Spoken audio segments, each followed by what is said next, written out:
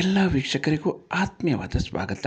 ಇವತ್ತಿನ ವಿಡಿಯೋದಲ್ಲಿ ಶಿವನ ಜನ್ಮ ಹೇಗಾಯಿತು ಎನ್ನುವ ವಿಚಾರವನ್ನು ತಿಳಿದುಕೊಳ್ಳೋಣ. ಶಿವನ ಜನನದ ಬಗ್ಗೆ ನಿಖರವಾಗಿ ಯಾರಿಗೂ ತಿಳಿದಿಲ್ಲ. ಸೃಷ್ಟಿಯ ಆರಂಭದಲ್ಲಿ ಬ್ರಹ್ಮ, ವಿಷ್ಣು, ಮಹೇಶ್ವರರ ಜನನವಾಗಿದೆ ಎಂದು ಎಲ್ಲರೂ ನಂಬುತ್ತಾರೆ. ಆದರೆ ಕೆಲವೊಂದು ಪುರಾಣಗಳಲ್ಲಿ ಶಿವನ ಜನನದ ಬಗ್ಗೆ ಹಲವಾರು ರೋಚಕ ಕಥೆಗಳಿವೆ. ಆ ಕಥೆಗಳಲ್ಲಿ ಕೆಲವೊಂದನ್ನು ಇವತ್ತಿನ ವಿಡಿಯೋದಲ್ಲಿ ನಾನು ನಿಮಗೆ ತಿಳಿಸಿಕೊಡುತ್ತಿದ್ದೇನೆ. ದಯವಿಟ್ಟು ಈ ವಿಡಿಯೋವನ್ನು ಕೊನೆಯವರೆಗೂ ನೋಡಿ ನಿಮ್ಮ ಅನಿಸಿಕೆಗಳನ್ನು ಕಾಮೆಂಟ್ಸ್ ಮೂಲಕ ನಮಗೆ ತಿಳಿಸಿ.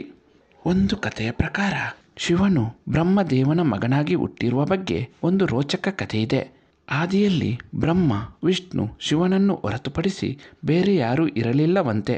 ಇಡೀ ಭೂಮಿ ಜಲಾವೃತವಾಗಿದ್ದ ಸಂದರ್ಭ ಕೇವಲ ಮಹಾವಿಷ್ಣು ಮಾತ್ರ ನೀರಿನ ಮಧ್ಯ ಕಮಲದ ಮಧ್ಯದಲ್ಲಿ ಗೋಚರಿಸುತ್ತಾನಂತೆ. ಆನಂತರ ಮಹಾವಿಷ್ಣುವಿನ ನಾಭಿಯಲ್ಲಿ ಹುಟ್ಟಿದ ಕಮಲದಿಂದ ಬ್ರಹ್ಮದೇವನ ಜನನವಾಗುತ್ತದೆಯಂತೆ. ಬ್ರಹ್ಮ ಹಾಗೂ ಮಹಾವಿಷ್ಣು ಸೃಷ್ಟಿಯ ಬಗ್ಗೆ ಚರ್ಚಿಸುತ್ತಿದ್ದ ಸಂದರ್ಭ ಶಿವನು ಪ್ರತ್ಯಕ್ಷವಾಗುತ್ತಾನಂತೆ.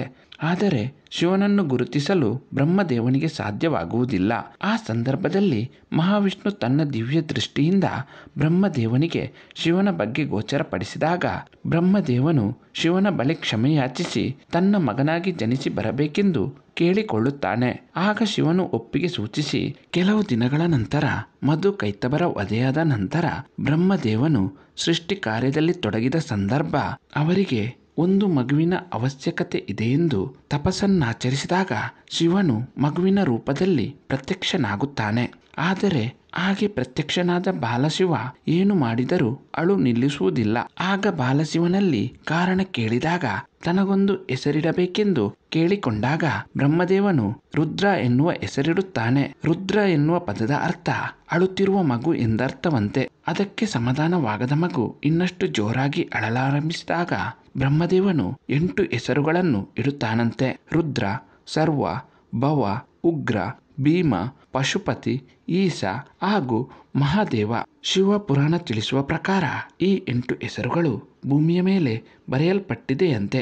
ಮತ್ತೊಂದು ಪುರಾಣ ಕಥೆಯ ಪ್ರಕಾರ ಬ್ರಹ್ಮ ಹಾಗೂ ವಿಷ್ಣು ಸೃಷ್ಟಿಯಲ್ಲಿ ತಾವೇ ದೊಡ್ಡವರೆಂದು ಜಗಳವಾಡುತ್ತಿದ್ದ ಸಂದರ್ಭ, ಎಷ್ಟೇ ವರ್ಷಗಳು ಕಳೆದರೂ ಇವರ ಕಾದಾಟ ನಿಲ್ಲದಿದ್ದ ಸಂದರ್ಭ, ಇದು ವಿನಾಶದ ಮುನ್ಸೂಚನೆಯೆಂದು ಅರಿತ ಶಿವನು ಇವರಿಬ್ಬರ ಮಧ್ಯದಲ್ಲಿ ಬಂಗಾರದ ವರ್ಣದ ಲಿಂಗದ ರೂಪದಲ್ಲಿ ಪ್ರತ್ಯಕ್ಷವಾಗಿ ಮೇಲೆ ಆಕಾಶದವರೆಗೂ ಕೆಳಗೆ ಪಾತಾಳದವರೆಗೂ ವ್ಯಾಪಿಸಿ ಲಿಂಗದ ಮಧ್ಯದಿಂದ ಅಶರೀರವಾಣಿಯಾಗಿ ಲಿಂಗದ ಆದಿ ಅಂತ್ಯವನ್ನು ಕಂಡು ಹಿಡಿದವನೇ ಸೃಷ್ಟಿಯಲ್ಲಿ ದೊಡ್ಡವರೆಂದು ಶಿವನು ಹೇಳುತ್ತಾನೆ.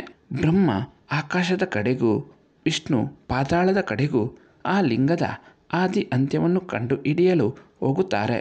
ಆದರೆ ಅವರಿಗೆ ಆ ಲಿಂಗದ ಆದಿ ಅಂತ್ಯವನ್ನು ಕಂಡು ಹಿಡಿಯಲು ಸಾಧ್ಯವಾಗುವುದಿಲ್ಲ.